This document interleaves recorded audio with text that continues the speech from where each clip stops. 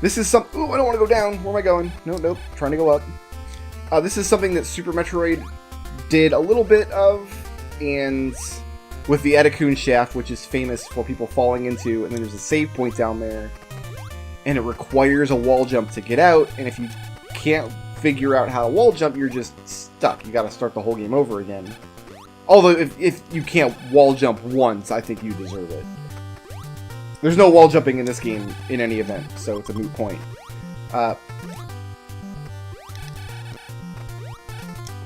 But future 2D Metroid games, Fusion and ZM, I guess I can't speak for the Metroid 2 remake they did.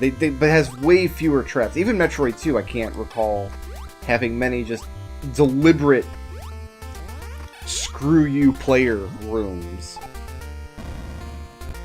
But the original Metroid had them in spades. We're not going to be seeing many of them in this Let's Play, obviously, because I know where to go and where not to go, but I'll point them out as we pass them.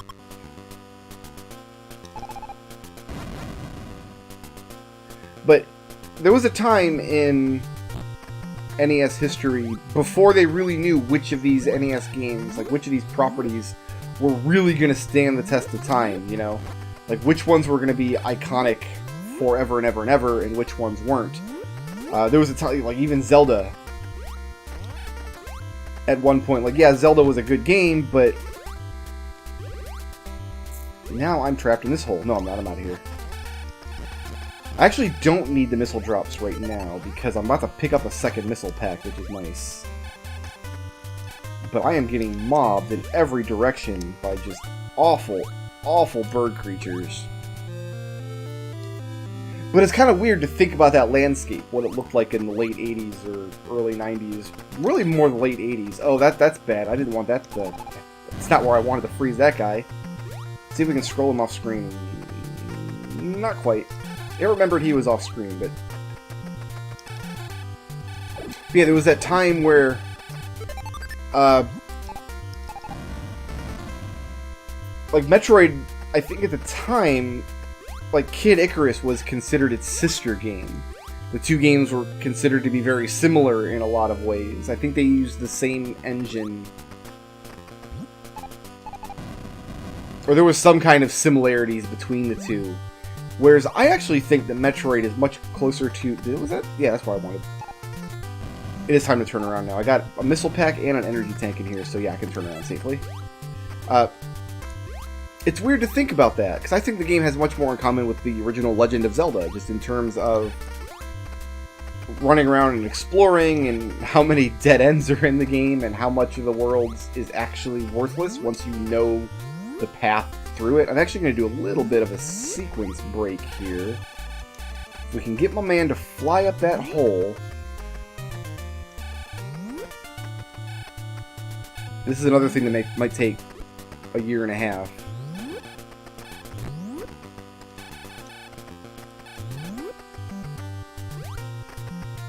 Up the hole, buddy. You don't want to go up there? He really doesn't. I'm keeping it clear for you. Oh, this looks promising. Oh, he was flirting with the idea. He was poking his nose in. This looks good. Up you go. Alright, now I've got to get up in there. This is not good. Yeah, that's not going to happen.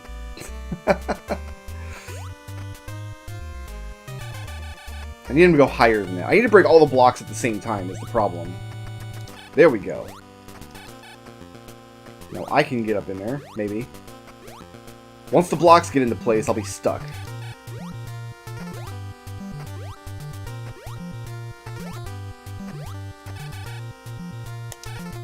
I just wanted to refreeze him there.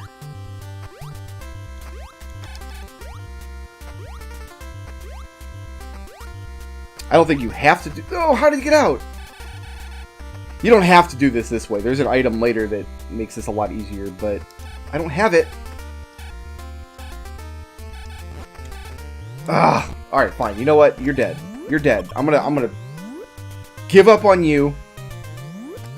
And we're gonna use your... Oh god, we got the... we got the gamer too. Came in. Up you go. There you go. There's a buddy. See? First try. We just had to get the right one. That first one was worthless. The second one here, though, that's his cousin. That's Ralph. That's Ralph. What are they? Waivers? It occurs to me I don't actually know what most Metroid monsters are called. I think the crawly guys are Gamers, and the wavy guys are Waivers, and these things are Gigas, maybe? Which, I guess they're swooping little bug monsters with big claws, but as a kid I always saw the claws as giant eyeballs. Let's take care of this guy so he doesn't come up behind us. But, because we got that ice beam early... I don't think it's an early... It's actually not an early ice beam. You can get that if you know it's there. But there's another ice beam elsewhere in the world that's more obvious if you're just playing the game and kind of mapping it out. So I think the ice beam we got is meant as kind of a bonus to people who have played the game before. Like, you go through the game a second time, but now you kind of know how everything works, so you know to check for secret passages in more places. Did I get over him? Just barely. But not his Disgaea? Disgaea is some anime thing. That's something else entirely. I shouldn't have even said that word. Now people on my channel are going to be upset.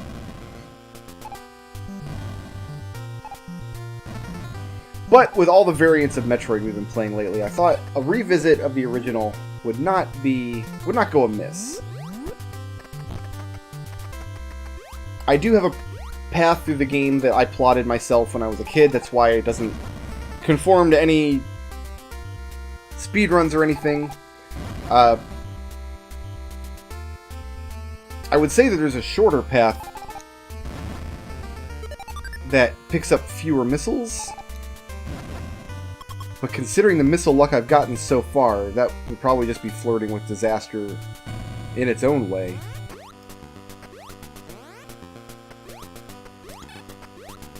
But we've collected everything in Brinstar. We've got the various suit, which halves our damage. I think it halves damage. Maybe some other friction, I'm not sure.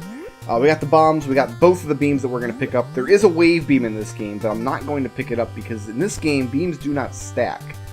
So instead of giving me an icy wave beam, it just gives me a wave beam, and I do need the ice beam as we go. We got 2 missile packs, which is all we can really do for now. The whole game is about showing up in Torian at Mother Brain's room with enough missiles. That's really it. If you can do that, you have enough missiles to break her glass case and pump into her cerebral cortex. You are good on toast. Technically, you have to kill the 2 bosses, Raid and Cridley.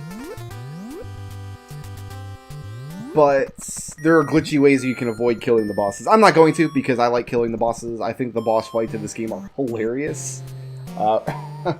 Just really funny. We've made it down into Norfair now. Eventually, Norfair is going to give way to... if you're familiar with Super Metroid, there's 4 bosses in that game, and each of them is in one of the major locations in the world. For example, Kraid hangs out inside of Brinstar. The area we were just in is Brinstar. But in this game, Kraid is in an area of Brinstar kind of separate. I think the instruction manual, or maybe with Nintendo Power, calls them Hideout number 1 and Hideout number 2. Kraid is in Hideout number 1. I have no idea why, because... I guess because the hideout's much earlier in the game, you can reach it as soon as you have bombs. Falling in lava is not good for the soul. Whereas hideout number 2 is all the way at the bottom of Norfair, and it's where Ridley resides. Ridley is the easier of the 2 bosses by far. I say that, but when you see my method for fighting Kraid versus fighting Ridley, you might disagree with that statement. Conventional wisdom at the time was that Ridley was the easier of the 2 bosses, but neither of the bosses are very difficult. I need to get 2 more missiles. I gotta open this door. I do. I need 2 more missile drops. And I got, I don't know, 5 or 6 rooms to get them. We'll see how it goes.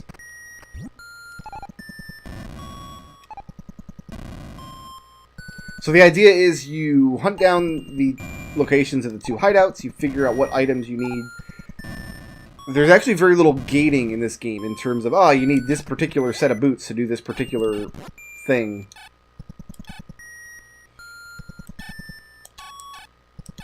For example, we just got the high jump boots, but there's actually very few spots in the game where the high jump boots, this area here, the high jump boots are quote-unquote required.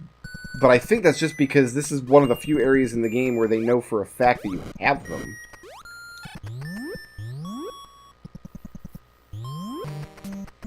But even if you're not using crazy glitches, there's really very little gating. As long as you got the morph ball and the bombs, which of course you do, why wouldn't you?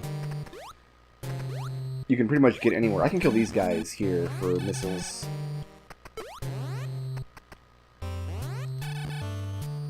There we go. It's nice when the enemies just respawn constantly.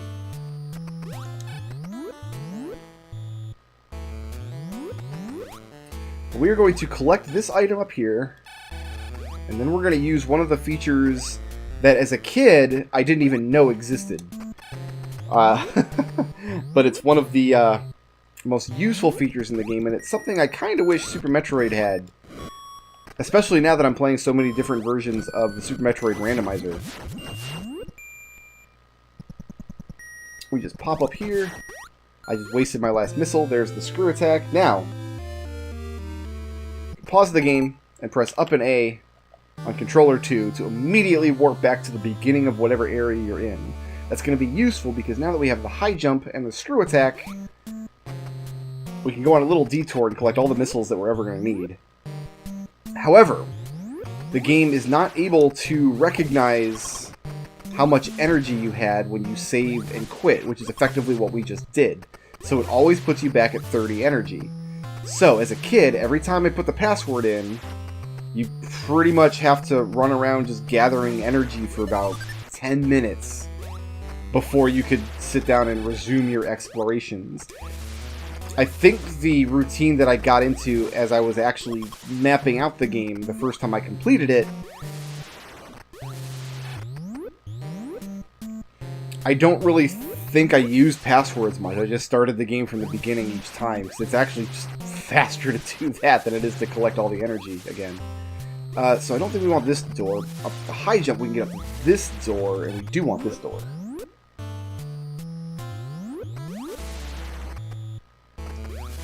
But yeah, we owned this game very early, when we were very, very young. We learned about the Justin Bailey code, because everybody knew about that. So if we wanted to sit down and beat Metroid, we just put in that code and skip to, functionally, the end of the game.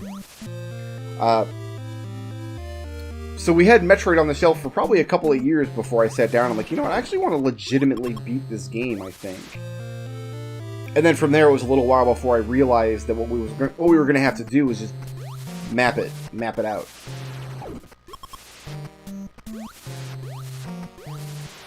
Nowadays, of course, you just download a map and nobody ever has to do the work that I did. Which, I don't know. Part of me thinks that nobody can get the satisfaction that I did. That's all that means. That guy's gonna hit me and knock me off. What a jerk. What an absolute jabroni.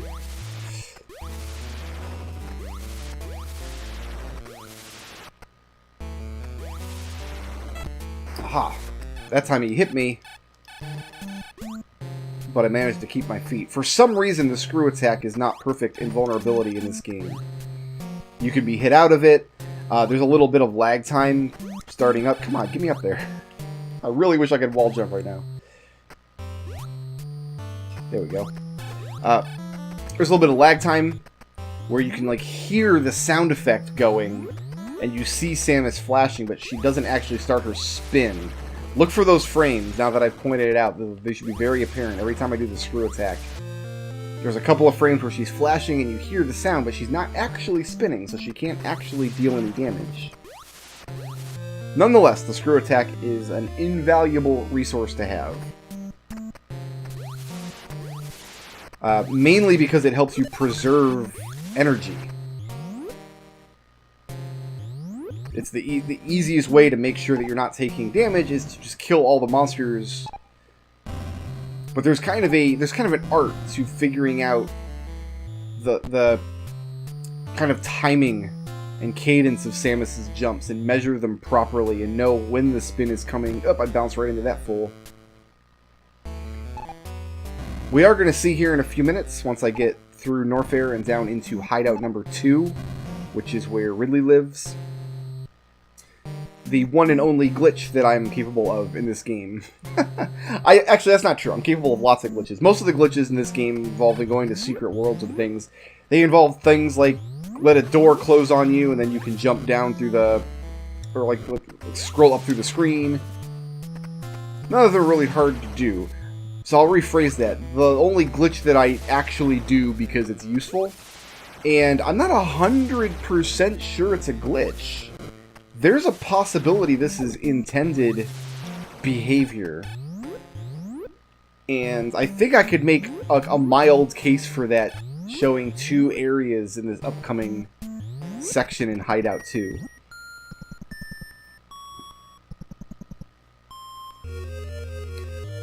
One benefit to having separate hideouts instead of just having Ridley hanging out somewhere in Norfair is, of course, you get totally different looking zones. Of course, Super Metroid got much the same effect just by having many different styles of like tile sets and things within a certain zone. Like, not every section of Brinstar looked the same in Super Metroid.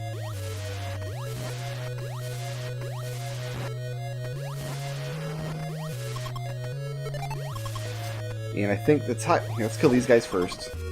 Better safe than sorry. Yeah, you see, I spin jumped right into that nerd and still took some damage. This, I think, is actually required. I mean, no, there's a way through this. You get to this big wall at the end up here. Yeah, you see, you can't just freeze the guys to go up there because there's not enough space for you to get through.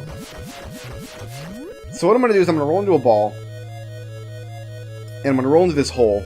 I'm going to push up, and I'm going to jump, like kind of a double jump in the air. This, by the way, is one of those traps. You think, oh, cool, energy tank, and you run into the hole. Turns out, I actually do want to run into the hole, but you kind of do want the energy tank first. But yeah, if you go into a morph, if you roll off of a ledge in Morph Ball, and then unmorph in midair, as long as you're not holding a direction, Samus can jump out of that state. The game thinks she's still on the ground for purposes of starting a jump.